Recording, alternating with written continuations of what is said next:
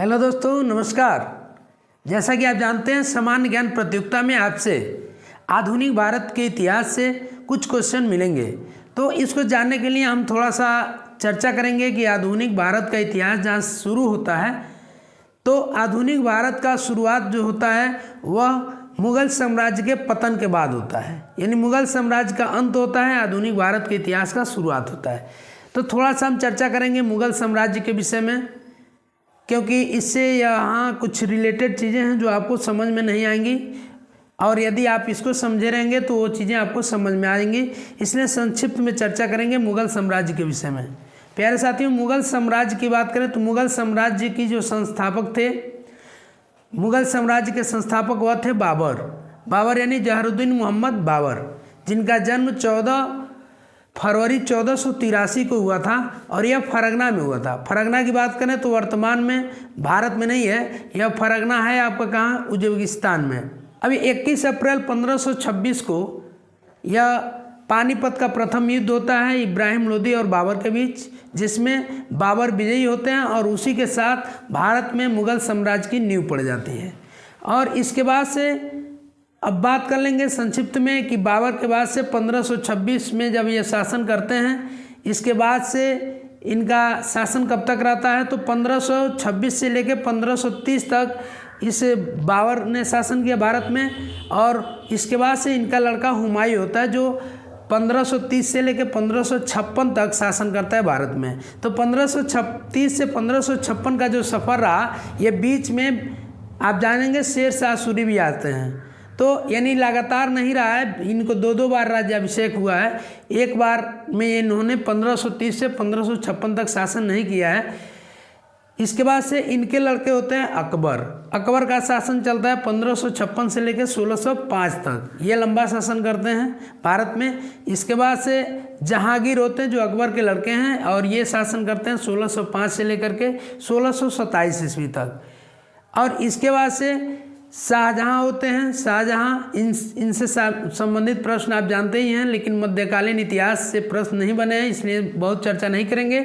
शाहजहाँ जो 1627 से लेकर 1658 तक भारत में शासन करते हैं। इसके बाद से इनका लड़का होता है औरंगजेब का शासन रहता है 1658 से लेकर 1707 ईस्वी तक। अब इसके बाद से औरंगजेब के शासन के बाद से हम जानेंगे जो होगा वह आधुनिक भारत के इतिहास में हम पढ़ेंगे, और आधुनिक भारत का इतिहास अब जानेंगे। तो अहमदनगर में 3 मार्च को यानी 1707 ईस्वी में औरंगजेब की मृत्यु हो जाती है।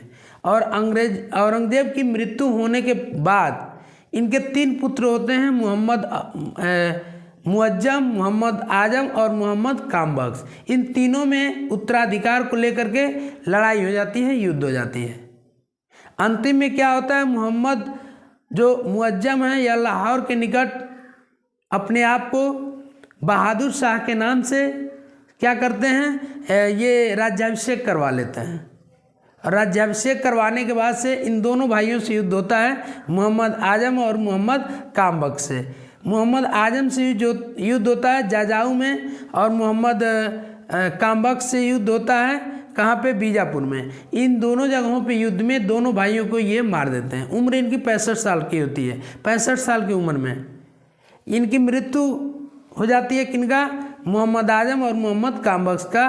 और ये शासक बन जाते हैं कौन, आपके मोहम्मद मुअज्जम। किस नाम से बनते हैं, बहादुर शाह के नाम से, यानी बहादुर शाह के नाम से ये बनते हैं। उसके बाद से ये दोनों भाइयों का हत्या कर देते हैं। 1712 में बहादुर शाह जफर की भी मृत्यु हो जाती है, चूँकि उम्र भी ज़्यादा होती है, 65 वर्ष की उम्र में ये शासक बनते हैं। अब इसके बाद से इनका जो उत्तराधिकारी होता है जहांदार शाह या 1712 से लेकर 1713 तक शासन करते हैं। इसके बाद से फर्रुखसियर आते हैं। फर्रुखसियर का शासन होता है, फर्रुखसियर 1713 से 1719 के बीच तक शासन करते हैं। इनसे जुड़ा हुआ कुछ प्रश्न हैं, कुछ चीज़ें हैं जिसे जानना जरूरी है। इन्हीं के शासनकाल में सिख नेता बहादुर को फांसी दी जाती है। फर्रुखसियर 1717 ईस्वी में ईस्ट इंडिया कंपनी के लिए व्यापारिक लाभ का शाही फरमान जारी करते हैं। यानी 1717 ईस्वी में ईस्ट इंडिया कंपनी जो भारत आई थी, इसके लिए यह व्यापारिक लाभ का शाही फरमान जारी करते हैं, जिसे कंपनी का मैग्ना कार्टा कहा जाता है। कई बार यहाँ इतिहास से प्रश्न आपको पूछे जाते हैं, तो ये जानेंगे। इस एग्ज़ाम के साथ साथ आपको अन्य एग्जाम के लिए भी ये बहुत इंपॉर्टेंट है, इसलिए इसको याद रखेंगे। अब फर्रुखसियर से जुड़ा हुआ ये कुछ और बातें हैं जिसे जानेंगे। यानी सैयद बंधुओं ने क्या किया, मराठों की सहायता से इनको अंधा करवा दिया और अंधा करवा के इनको मरवा दिया। यह चूँकि कायर थे और दुर्बल थे, यानी शासक कायर शासक और दुर्बल शासक के श्रेणी में इनको रखा जाता है, इसलिए इन्हें घृणित कायर कहा गया। अब यहाँ इसके बाद से आते हैं मोहम्मद शाह जो 1719 से 1748 तक शासन करते हैं भारत में। मोहम्मद शाह के विलासपूर्ण जीवन, यह बहुत भोग विलास वाले व्यक्ति थे, तो इसके कारण इनको रंगीला शासक भी कहा गया है।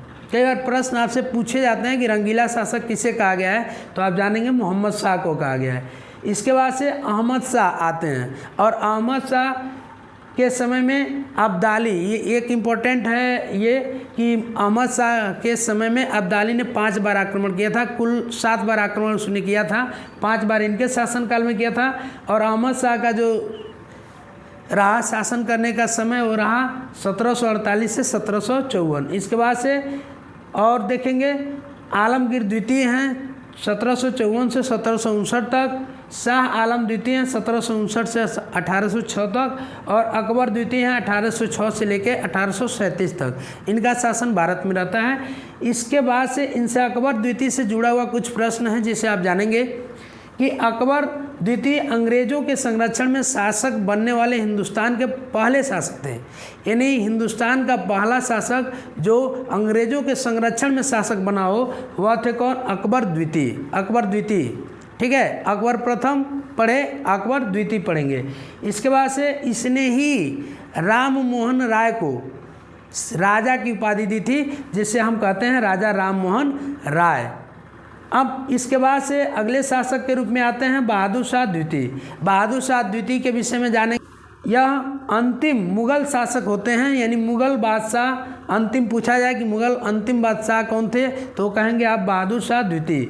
यह प्रसिद्ध शायर थे, शायर होने के कारण इनको जफर भी कहा गया, यानी इन्हीं को कहा गया बहादुर शाह जफर। 1857 में आप जानते हैं क्रांति होती है, और 1857 की जो क्रांति होती है इसमें यह भी एक क्षेत्र का नेतृत्व कर रहे होते हैं अंग्रेज। इनको कि यह विरोधियों का साथ दिए हैं, इसके कारण क्या करते हैं, इनको जेल गिरफ्तार करवा लेते हैं और रंगून के लिए निर्वासित कर देते हैं, रंगून के जेल में डाल देते हैं, जहाँ पे इनकी 1862 में जहाँ इनकी मृत्यु हो जाती है। अब इसके बाद से हम देखेंगे भारत में यूरोपीय कंपनियों का आगमन। अब यूरोपीय कंपनियों के बाद से जो चैप्टर होगा उसके बाद से स्वतंत्रता आंदोलन और पूरा स्वतंत्रता तक इसको विस्तृत से आप जानेंगे, और वहाँ से आपके क्वेश्चन जरूर मिलेंगे। तो अभी तक आपने चैनल को सब्सक्राइब नहीं किया होगा तो प्लीज़ चैनल को सब्सक्राइब कर लीजिएगा, बेल आइकन का बटन प्रेस भी कर दीजिएगा, ताकि प्रत्येक वीडियो का नोटिफिकेशन आप तक पहुंचे और आप हमसे जुड़ सकें, आप संबंधित सूचनाओं को, संबंधित जो क्लास है इसको देख सकें, जान सकें। मिलते हैं नेक्स्ट वीडियो में, तब तक के लिए जय हिंद, जय भारत।